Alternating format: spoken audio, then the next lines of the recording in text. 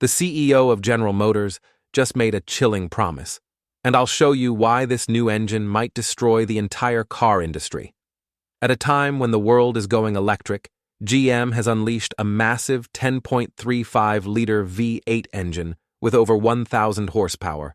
It runs on gasoline. No batteries, no charging, just raw power. Why now? What does GM know that the rest of the industry doesn't? And could this monster engine really change everything? Let's find out. Section 1. The road to electrification. Something strange is happening in the car industry. For years, we've been told that electric vehicles are the future. Gasoline cars were deemed outdated, dirty, and on their way out. Governments are banning them. Companies are shutting down old factories. Billions are being poured into battery research.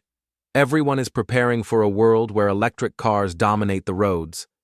And then, right in the middle of this electric revolution, General Motors drops a bombshell. A brand new engine, not electric, not hybrid, a gas-powered monster, and the CEO claims it could destroy the entire car industry. What kind of engine could possibly compete with Tesla's sleek, zero-emission vehicles? What could disrupt the billions being invested in battery factories across the globe? Could it really challenge the very foundation of the electric future? Over the last decade, the world's biggest automakers have been racing to electrify their lineups. China, the world's largest car market, has introduced sweeping subsidies and mandates for EV adoption. The European Union has set a firm deadline. No new internal combustion engine, ICE cars will be sold after 2035. In the United States, states like California and New York are implementing their own bans. Automakers have responded with urgency. Companies like Ford, Volkswagen, Hyundai, and Mercedes-Benz have pledged billions of dollars to build battery plants, develop new EV platforms, and transition their fleets toward full electrification. General Motors is no exception. The company has committed to selling only electric vehicles by 2035, a dramatic departure from its gasoline-dominated history. GM's electrification strategy revolves around its Ultium platform, an advanced battery system designed to be modular, scalable, and cost-efficient. In simple terms, Ultium allows GM to build everything from compact crossovers to massive electric trucks using the same battery technology. This modular approach is critical for reducing costs and accelerating production. In recent months, GM has introduced several Ultium-powered models, including and yet, despite all this momentum, the road to full electrification is proving to be far more difficult than expected. First, there's the issue of charging infrastructure. While urban centers and wealthier regions are seeing more charging stations, vast parts of the United States, and many developing countries, remain underserved. In rural areas or along long-distance routes, charging access is limited and often unreliable. Fast charging technology is improving, but it still takes significantly longer to charge an EV than to fill a gas tank. That time gap is a major deterrent for buyers who travel frequently, live outside city centers, or simply want convenience. Second, battery production is expensive, complex, and resource-intensive.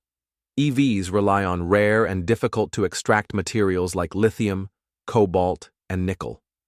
Mining these materials raises serious ethical and environmental concerns, including water pollution and labor exploitation. Additionally, most of the world's battery supply chain is controlled by China, creating geopolitical risks and supply vulnerabilities. Even though battery costs have decreased over the past decade, they remain the single most expensive component of an electric vehicle, accounting for up to 40% of its total cost. Then, there's the issue of affordability. The average price of a new electric vehicle in the United States is still above $50,000, far out of reach for most working families, even with government subsidies. While prices are expected to drop over time, the current economics of EV production make it difficult to produce affordable mass-market models without compromising on quality, range, or profitability. Recently, GM reached a major milestone by achieving variable profitability in its EV lineup, meaning not all automakers are in the same position.